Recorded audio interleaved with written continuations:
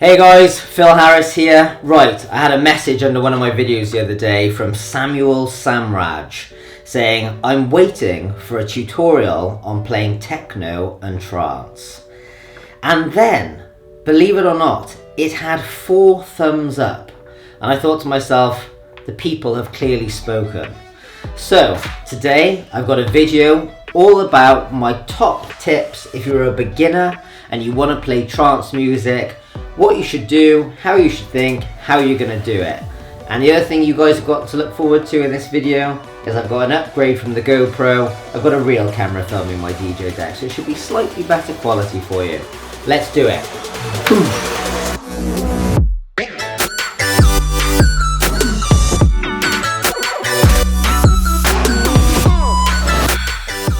Okay guys, let's get straight into it. First thing I want to say though is if you guys are brand new to DJing and you don't know what any of this stuff does and you want to know everything you need to know to go out there and do your first DJ gig, whether it's at a party or at a wedding or anything like that, you can go and check out my full course at beginnerdjlessons.com where I'll teach you everything you need to know. Okay, cool, let's get straight into it. So, first thing I want to show you is over on this computer over here. I've got a file called Nope, and in it I've got a load of trance tracks, okay? So the first thing you want to do when you put your trance music into this file is you want to establish BPMs and key of the song, okay? First thing you need to do is unplug your DJ decks from your laptop, okay? And you'll see there's this button called Analyze Files that appears. This is Serato, but I'm pretty sure all different DJing software will have something similar. And what you want to do is you just want to get these songs and you just drag them up into Analyze Files like that. And it should come out and tell you the key and the BPM. Now if you're wondering where these are and they're not on the screen, you can usually scroll along and sometimes key might be hidden over here somewhere. So what you can do is you can just scroll along, grab key, bring it over so you can clearly see key and BPM like this. The other thing I wanted to tell you guys is if that doesn't work, what you can do is you can download a program called Mix in Key and you can drag the songs into that first before you analyze them, and it should definitely work that time.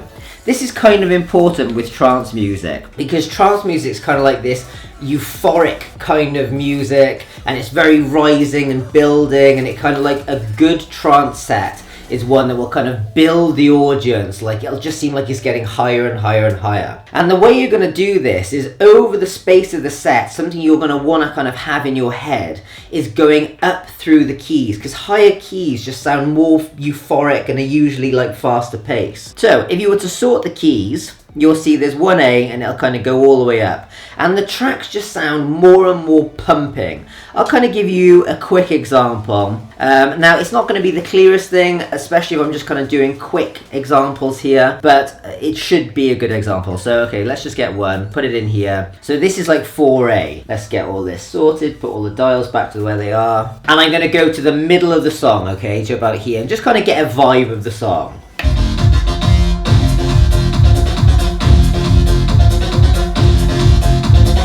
That's actually pretty hyper, but if we go up to like an 8A and drop it in and go halfway through the song, you're going to see this one just sounds a little bit higher and a bit more maybe euphoric.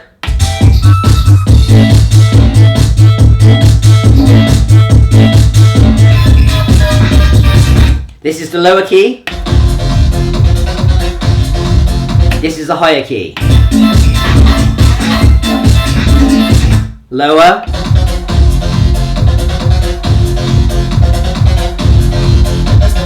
Higher. You kind of see where I'm going with that? It's higher pitched, it's got a bit more energy. And that's kind of like trance. You want to do that, you want to kind of build throughout the set. You got to warm people up and take them through a bit of like an adventure through your music, which is trance music. Cool, so that's the first thing you want to do. The next thing you want to do is have a look at BPMs. So you've kind of already sorted them here into keys. So you can see here's 4A, that means they're all the same key. There's 5, there's 7, there's 8. And generally, if you want to know more about mix and key, I've got a whole video on that. I'm going to link it up here. But to give you a quick kind of introduction, all you want to do is you want to mix keys that are similar or the same to each other. So, for example, Four A's, they're all the same key. They will generally blend quite well because they're the same key. They will just sound good on top of each other and will generally mix well. But then you can go from 4A to 5A, 5A to 7, 5, 6, 7. That might work. You know, you can kind of build it generally 1, 2, a couple of DJs think like 3 spaces is quite good. The other thing you'll notice is there's A and B. Some tracks are A, some tracks are B. That's a minor or major key. Most of these are A, which I think is major key. I'm not 100% sure. But generally, if you stick to the A's or the B's, you know, so if you mix over to a B, play a couple of B's, go back to an A, that kind of thing. So that's kind of like the first thing you want to do. So the next thing is, what we're going to look at here is different tracks that have the same key and the same kind of BPM, because we know those are going to mix really well together, okay? So what we've got here is a track called Aubergine, and I've got another track here called 4-2-C, okay? So I'm going to drop them both in. The reason I've done it is because they're both 4A. One of them's 123, one's 126. Now, what you would typically do if you were doing this live is you'd slowly budge one of them up and then you slowly budge the other one down so they're the exact same speed. You want all your tracks to be at the same speed, okay? So since I'm, you know, not exactly doing this live, I can just kind of move it up. So I'm going to make this one like 25 maybe, something like that. And I'm going to make this one 20. Let me move this out of the way. I'm going to make this one 25 as well. Now, just to kind of give you a quick example, you really can't notice that much of a difference when you're playing a song. So, for example, if I was playing this one and I just moved it back and forth, you'll notice you won't really be able to hear. Okay, I'm going to move it up to 25.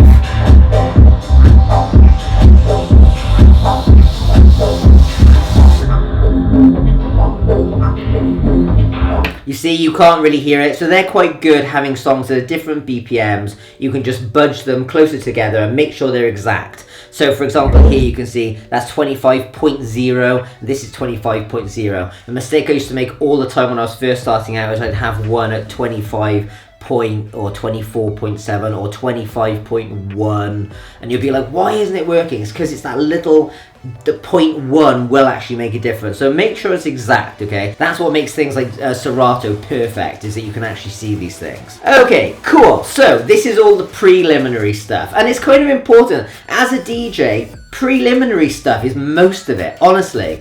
And I want to kind of run you through a couple of things that you can do here. So first thing I can hear on both these tracks is they both got quite a prominent beat. Let's go forward a bit. Okay, and I come over to this one, you'll hear it's also got quite a prominent beat. Let's just go forward in the track a bit more so you can hear. Back over to this one. First thing I want to show you as well is I'm just going to play the two tracks directly on top of each other, just to show you that actually, even though they're in the different keys, they'll kind of sound okay just playing straight on top of each other. So let's just get a bit of a beat. Let's just line this one up, set a cue point, and here we go.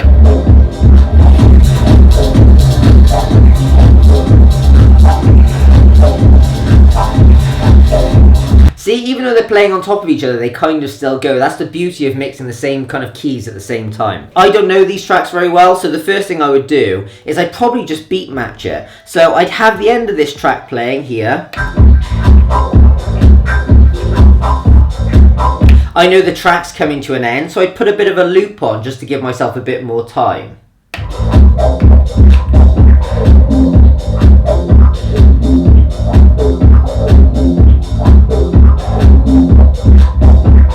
No one will know. That's a loop and it'll just go on as long as I want it to.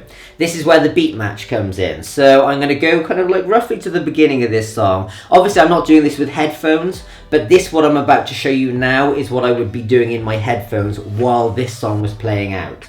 And just for you guys to know, if you want to hear what's coming out of your headphones, you've got to hit the cue button there, okay? So here we go. I'm going to go right to the beginning and let's just have a quick listen. So this is what I would be doing while that one's playing live.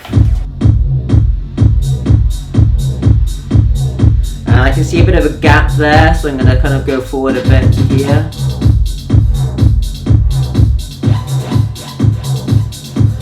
Go forward a bit more. I want to get to a bit that's a bit more interesting.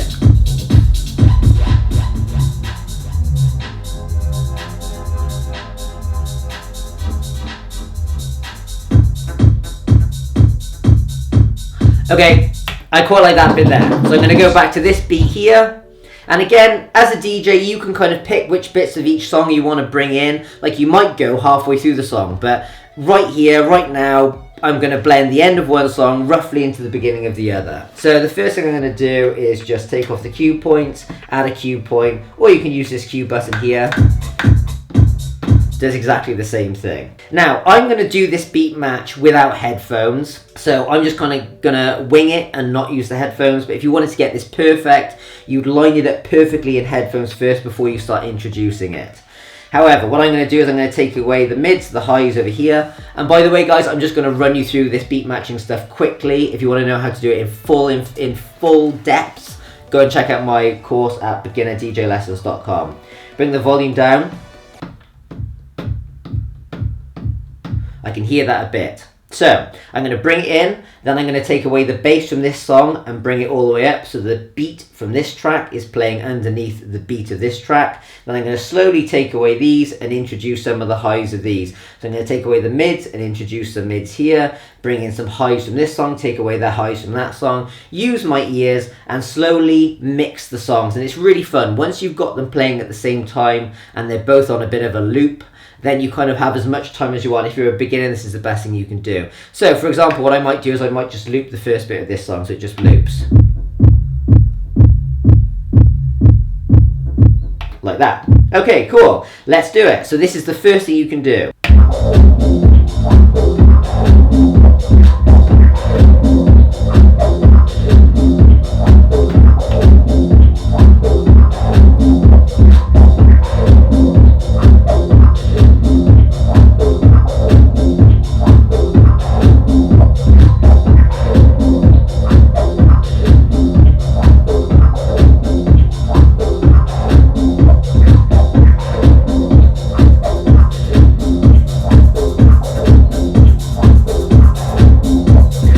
Halfway there now, so I'm going to start to take away the track A.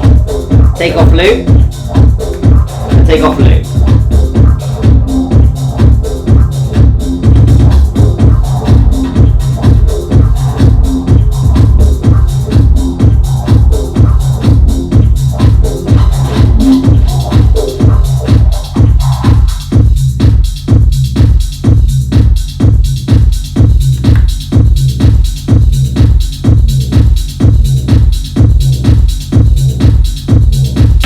And that's one way to do it, guys. So just your classic beat match. Works really well. You just get the beats aligned. You bring in the frequencies from one track. You take away the frequencies from the other. But always starting with the kick drum. And to be honest with you, that wasn't perfect. But if I was in a club and that worked, no one would notice. It worked quite well. One song kind of got rid of one, bring in the other. And if you can see one song coming to the end, the best thing to do is just bring up the frequencies of it slowly, like it's like a riser, and then just let the other track play out. Okay, cool, so that's one way to do it. The next thing I want to tell you about, guys, the next thing I want to tell you about is never underestimate the power of a good old whoosh. All these dance tracks have whooshes in them. Let me give you some examples. Okay, guys, so I loaded two tracks in, both with whooshes. One has got a whoosh at the end, one has got a whoosh at the beginning. Let me just play you the whoosh at the end of this track.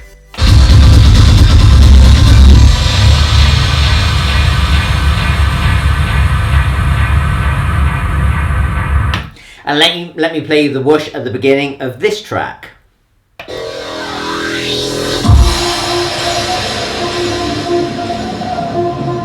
Now, this is an extremely lazy thing, but I always quite like whooshes. And all you have to do with whooshes is know that they're there and have it timed up perfectly. So what you will do is at the beginning of this one, you will get to the height of the whoosh. That explosion. So as you can see, I've come here and I've put a marker there. And on this track here, you can see it's kind of coming to an end. And in all honesty, guys, all I ever really do here is I have all the settings on the track that I'm bringing in, which is track A, all normal. So when I bring it in, it goes. What I might do is bring the filter down and kind of go. Filter up, And on this track, if I can, I may kind of bring the frequencies down. More likely what I'll do is I'll bring it in like that. So this is what I would do. Let's just do it. Let's go to the end of this track here.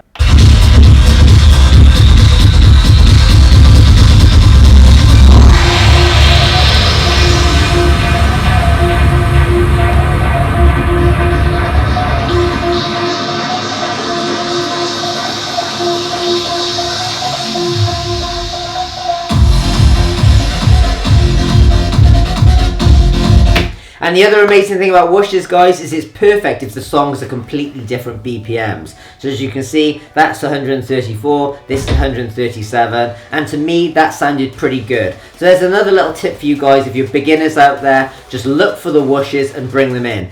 Finally, guys, I just wanted to say, you don't always have to mix intros and outros. So usually you will just mix the outro of one song into the intro of another song.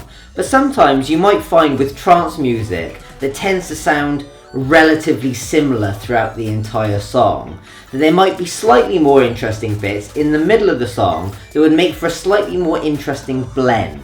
Okay, so let me give you an example. If you look at this screen here, the intro of this song sounds a bit like this.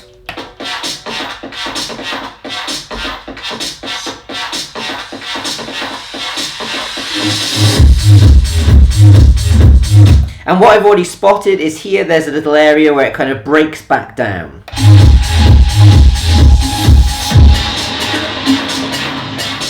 And I think that would be quite a good place to bring in another track. I don't have to wait right to the end of the song. I can pretty much visually see if I just flick through this song that it's quite similar throughout. Have a listen.